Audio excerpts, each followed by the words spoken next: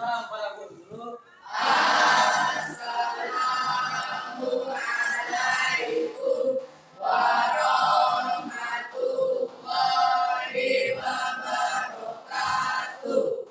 Waalaikumsalam warahmatullahi wabarakatuh.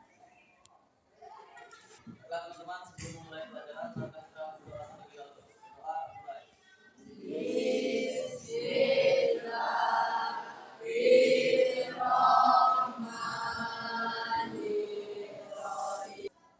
Marilah teman-teman sebelum kita menyanyikan lagu kemerdekaan untuk berdiri sebentar.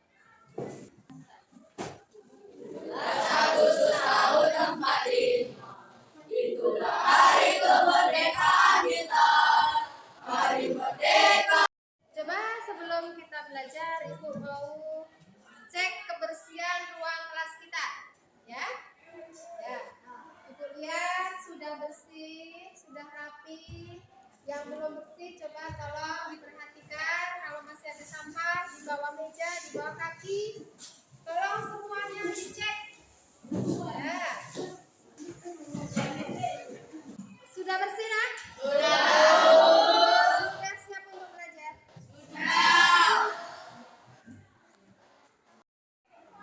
Coba Ibu absen dulu kehadiran kalian. Apakah hari ini semua sudah hadir? Ada Alvino, Bunga Sarita. Baiklah, kalau hadir semua, sekarang kita mulai pelajaran kita pada hari ini. Sebelumnya, Ibu mau menanyakan pelajaran kita minggu lalu. Apa ada yang masih ingat pelajaran apa kita minggu lalu, nak? Kedudukan dan fungsi Pancasila sebagai dasar negara dan pandangan hidup. Ya, minggu kemarin kita sudah belajar tentang makna kedudukan dan fungsi Pancasila sebagai dasar negara dan pandangan hidup.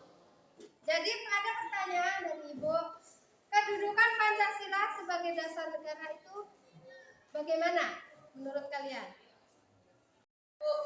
Pancasila sebagai dasar negara, yaitu Pancasila digunakan sebagai dasar penyelenggaraan ketatanegaraan dan Pancasila sebagai pandangan hidup, yaitu Pancasila dijadikan pedoman dalam bertingkah laku di masyarakat. Ya, bagus sekali jawaban teman kalian, Ade Alvino. Tepuk tangan dulu buat Ade Alvino. Pagi, siang. Fokus ya, fokus ya. Tengok malam. Konsentrasinya belum, jadi belum melanjutkan pelajaran kita.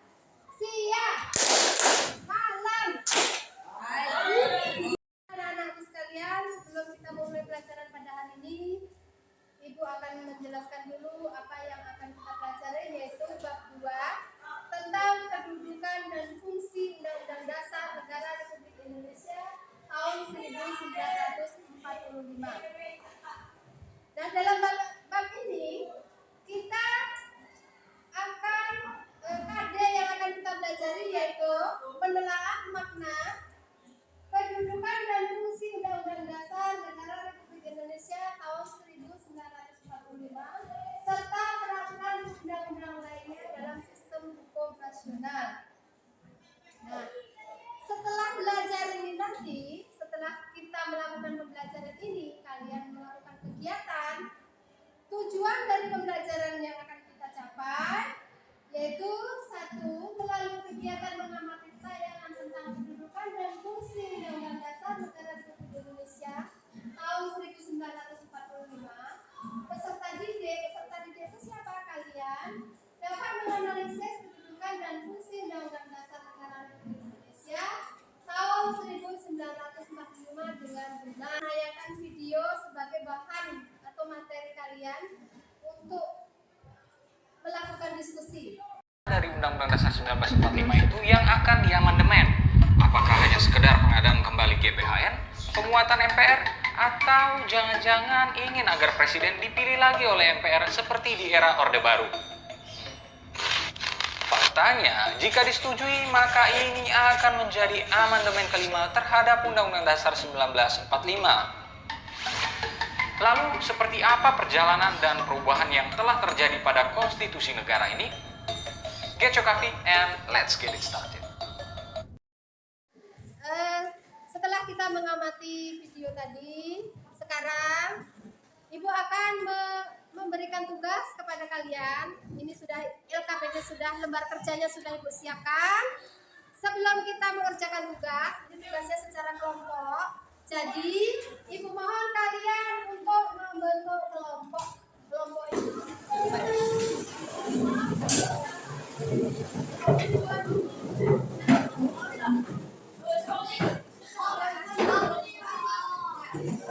Sebelum kalian mengerjakan lembar kerja, siapkan dulu alat tulis kalian. Buku cetaknya dikeluarkan, buku tulisnya disiapkan, buku cetaknya PPKN disiapkan.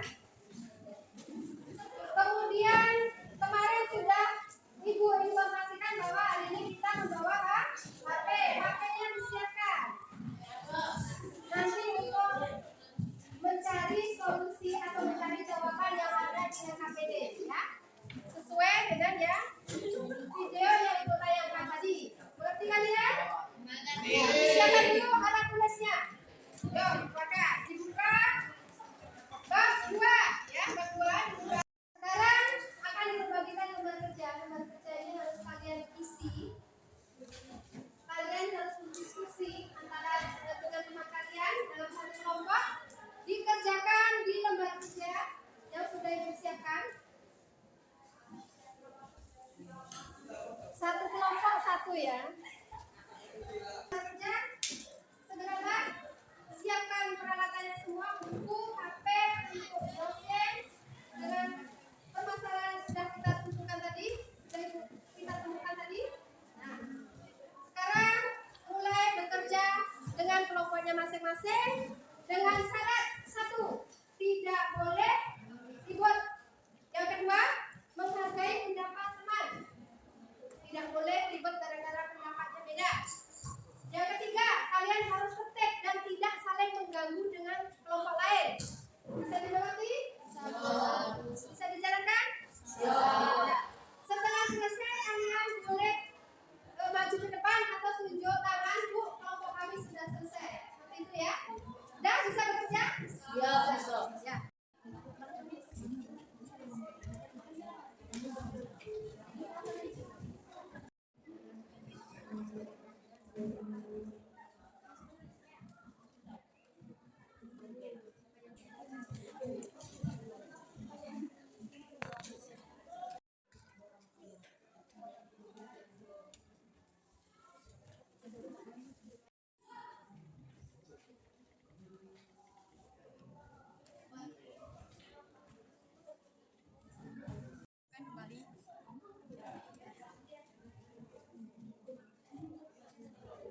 Ya, kalau sudah selesai, coba sekarang kelompok 1 untuk mempresentasikan hasilnya di depan teman-teman semua. Silakan kelompok 1 dan anggotanya maju ke depan. Wabarakatuh.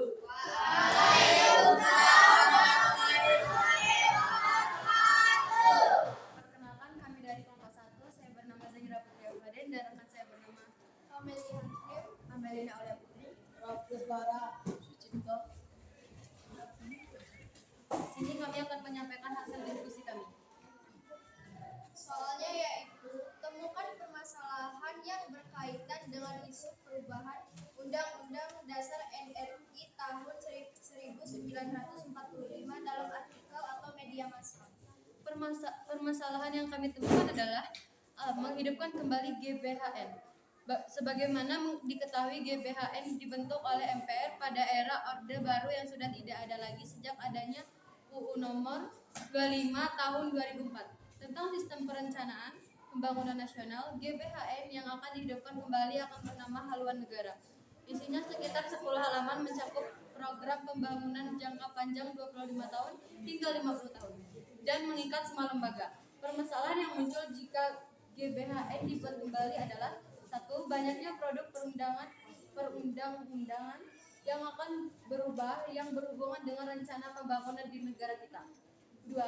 Dalam hal mengembalikan GBHN dalam Undang-Undang 1945, bukan tidak mungkin kekuasaan akan terus menjaga stabilitas politik. di mana setiap orang akan dibatasi kebebasannya. B. MPR menjadi lembaga tertinggi. Seandainya MPR menjadi lembaga tertinggi, kembali maka MPR akan menjadi lembaga terkuat yang akan bisa memberhentikan presiden setiap saatnya.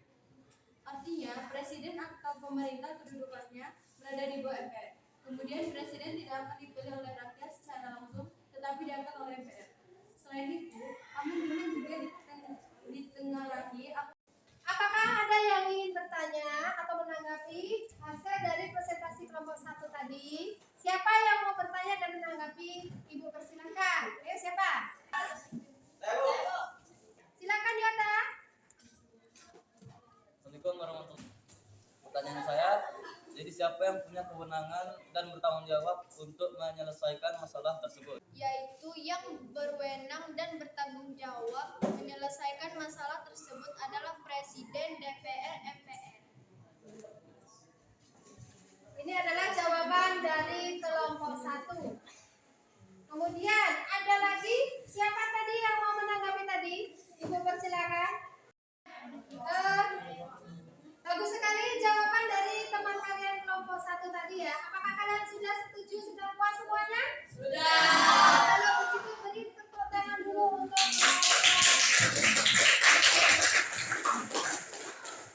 Assalamualaikum warahmatullahi wabarakatuh. apa mana lagi yang mau sudah siap untuk presentasi? Kami kok dari kelompok 4. Ya, kelompok 4 Ibu persilakan untuk maju ke depan untuk mempresentasikan hasil diskusinya. Sekarang Ibu bertanya, apakah ada di antara kalian yang bisa menyimpulkan hasil diskusi kita hari ini dengan permasalahan kita hari ini? Saya ingin menyimpulkan hasil diskusi pembelajaran hari ini.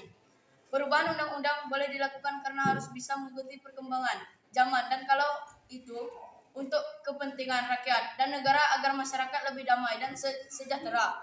Karena konstitusi pada dasarnya merupakan kumpulan asas-asas mengenal kekuasaan pemerintah, mengenai hak-hak yang diperintah, dan mengenai hubungan antara pemerintah dan yang diperintah, relasi antara rakyat dan pengusaha.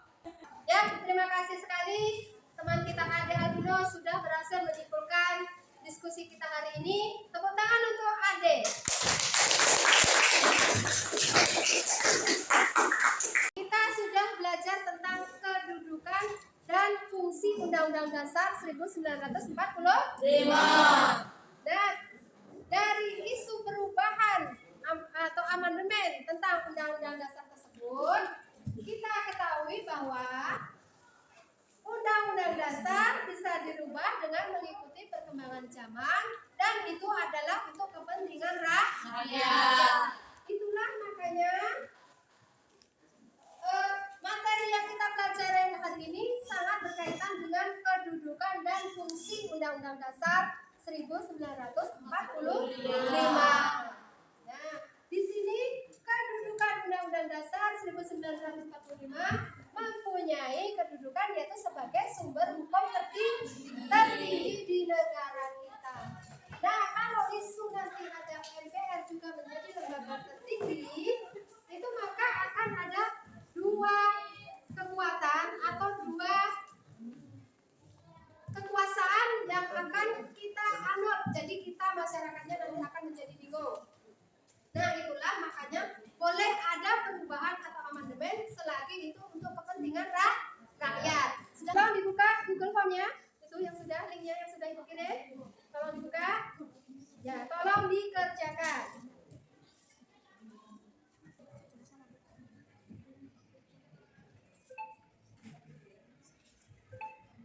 Nah, untuk tugas kalian belum selesai sampai di sini, tetapi masih ada satu lagi, yaitu membuat clipping dari hasil diskusi kelompok kalian tadi. Siap semuanya? Siap, Bu. Untuk dikumpulkan di pertemuan minggu depan ya. Kalian harus sudah mengumpulkan clipping. Jadi ada waktu berapa hari? 1 minggu. 1 minggu. Selesai? Selesai, Bu.